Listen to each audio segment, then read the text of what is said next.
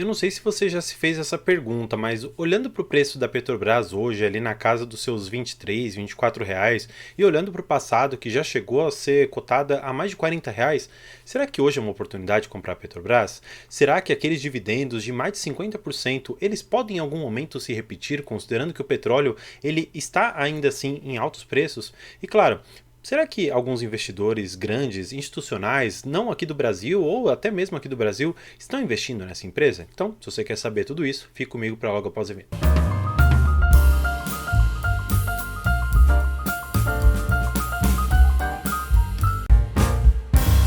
Para começar, vou trazer vocês exatamente aqui para essa notícia que eu acho extremamente importante que você saiba que um gestor gringo aproveitou essa baixa que houve no mercado e comprou muito mais ações. Ele disse que é um dos melhores ativos aqui na América Latina. Vamos saber exatamente do que se trata.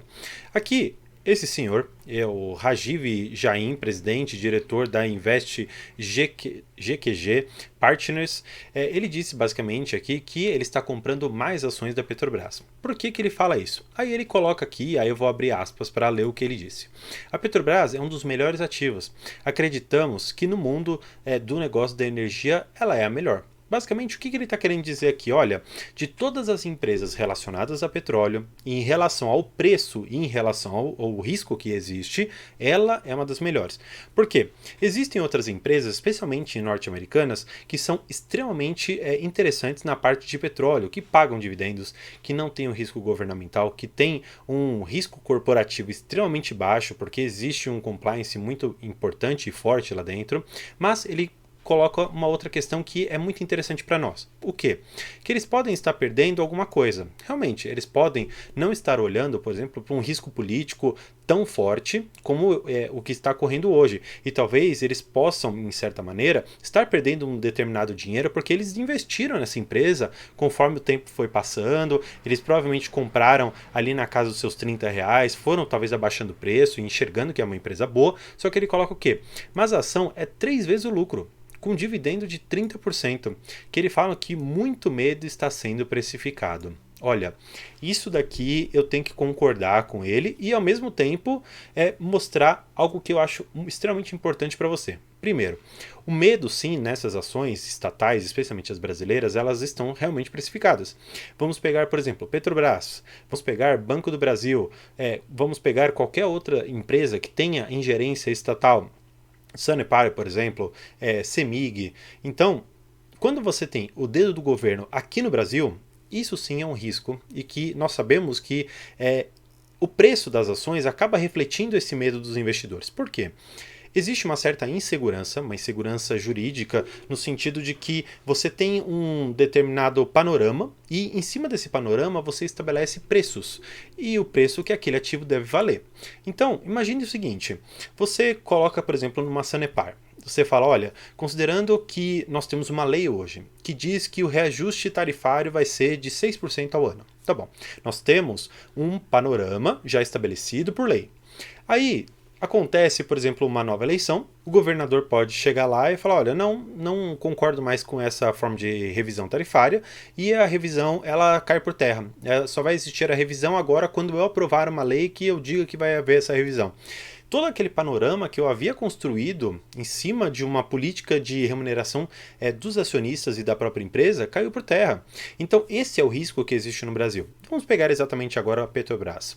Olhando para a Petrobras, todo o governo ali do Michel Temer, do Bolsonaro, basicamente adotaram a paridade de preços internacional. Ou seja, eles disseram que aquele valor do barril, cotado em diversas bolsas e cotado em dólar, é o preço a partir do qual a Petrobras vai negociar os seus barris, a produção que você tem diariamente. Tá bom.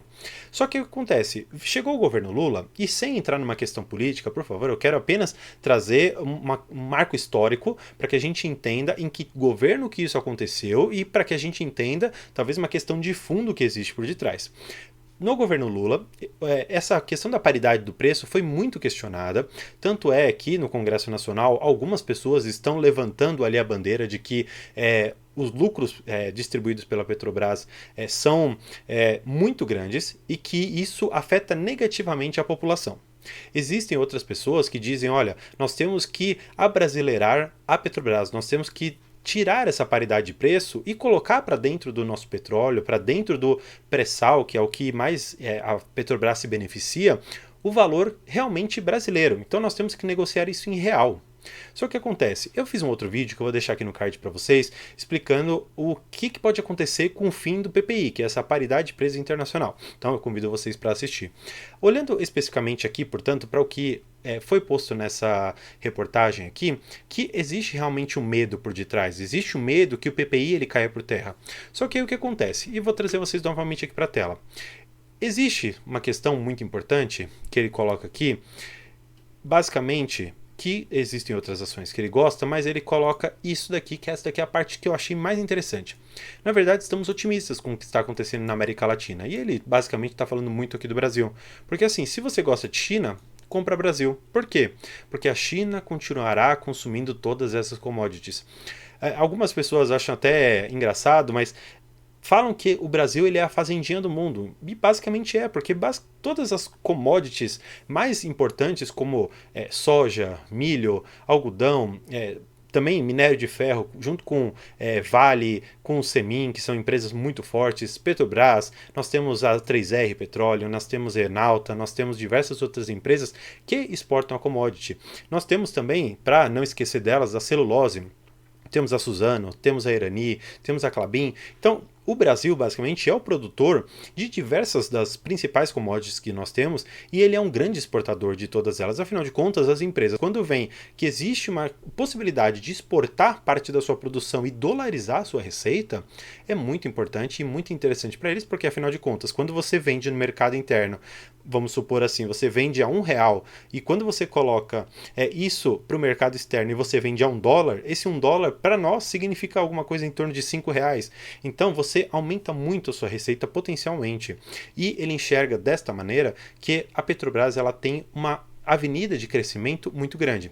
E ele até coloca aqui algumas questões que eu acho interessantes a gente notar também. Ele diz, a empresa tem aumentado a exposição a empresas latino-americanas nos últimos 4 anos. Claro, a empresa de investimentos desse Jain, que administra 98 bilhões em ações globais. Só que o que acontece? Ele colocou, se eu não me engano, foram 25 bilhões que ele está colocando aqui na América Latina no geral, e ele, claro, colocou que a preferência dele é a Petrobras. A gente pode ver aqui que a estratégia dele está em 25 bilhões nos mercados emergentes e muito está ligado aqui ao Brasil.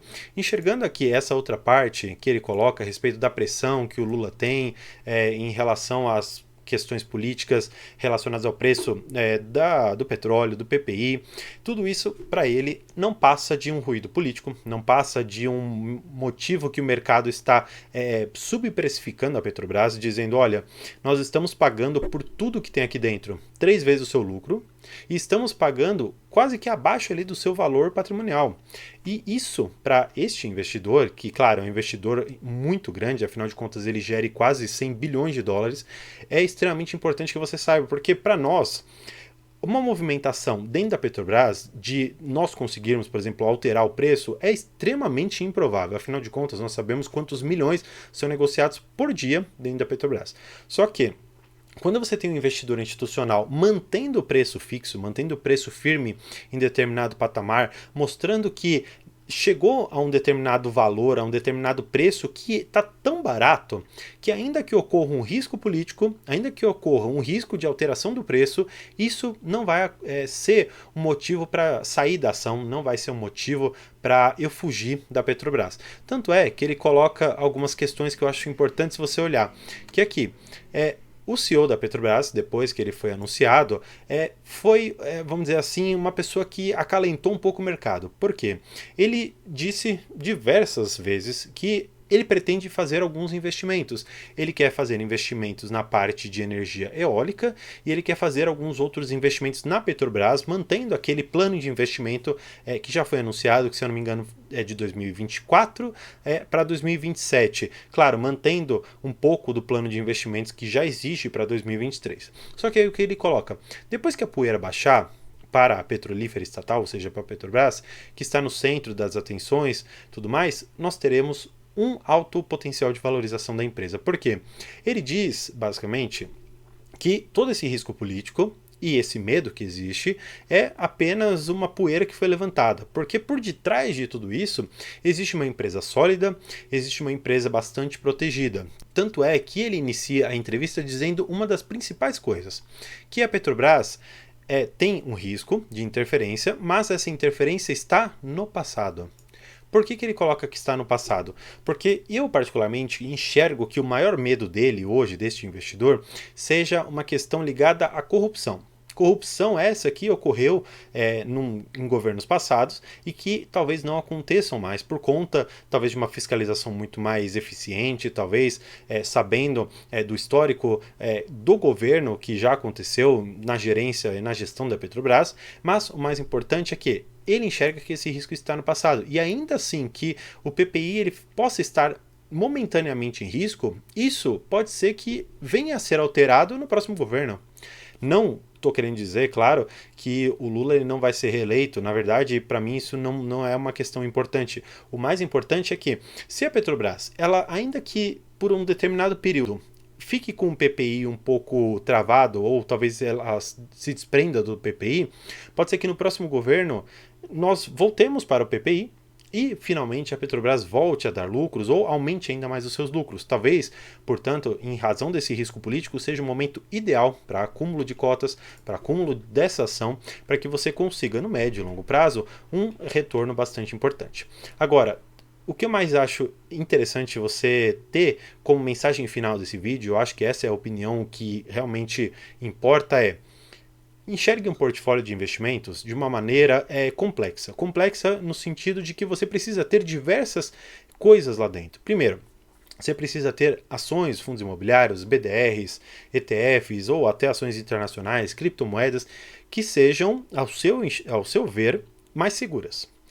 Depois que você tiver uma fundação bastante sólida que te gere rendimentos ou que te gere a tranquilidade que você precisa, aí sim você passa a colocar empresas que estão mais estressadas. Mais estressadas, seja na questão de lucro, seja na questão de uma imagem, por exemplo, que nós temos da IRB, que passou por uma questão de fraude ali dentro, ou talvez uma Americanas. Considere também colocar empresas que estão um pouco mais estressadas na questão política, como por exemplo aqui a Petrobras, como eu comentei da Semin ou talvez da Sanepar. Enxergue a sua carteira com o seguinte viés: por que eu vou colocar meu dinheiro, que é tão suado, que é tão difícil de eu obter, em empresas que a qualquer momento podem ou me dar um calote, deixar de pagar, ou cair muito a cotação, ou por exemplo como aqui a Petrobras, perder um dos fundamentos primordiais, que é a paridade com o preço internacional, porque sem isso, como eu falei no vídeo, aqui é apenas um pequeno trecho. Se nós não tivermos a paridade, primeiro, os dividendos vão cair. Caindo os dividendos, quem é o principal beneficiário deles? O governo federal. O governo federal, portanto, vai arrecadar menos. E nós sabemos que a política do arcabouço fiscal que foi elaborada pelo Haddad, pela equipe econômica, considera os altos dividendos da Petrobras como uma forma de custear diversos dos programas que existem ali dentro. E também das despesas normais de um Estado, de um governo. A principal coisa, portanto, é que você enxergue que dentro de uma carteira você precisa ter tranquilidade. E se a Petrobras hoje, para esse investidor, é uma oportunidade ímpar, é porque de todos aqueles 100 bilhões, ele está colocando 25 em mercados emergentes e alguma parte desses 25 está na Petrobras. Então, enxergue, nenhum investidor com bilhões de dólares para gastar, depois de montar um portfólio seguro em mercados já consolidados, ele vem colocar um pezinho aqui no Petrobras, dizendo que talvez seja uma das melhores empresas petrolíferas que nós temos hoje no mundo. Então, eu espero que você tenha gostado dessa informação, tenha compreendido bastante sobre os riscos que existem por detrás da Petrobras e saiba que existem investidores institucionais colocando bilhões de dólares aqui no Brasil, especialmente na Petrobras, considerando que não existe esse risco político e que depois que a poeira baixar, vai haver assim a bonança tanto de dividendos como de aumento no valor da própria ação. Então, espero que você tenha gostado. Não esqueça de curtir o vídeo, se inscrever aqui no canal para sempre estar informado e alcançar a liberdade financeira. Então, por hoje é isso. Muito obrigado e tchau!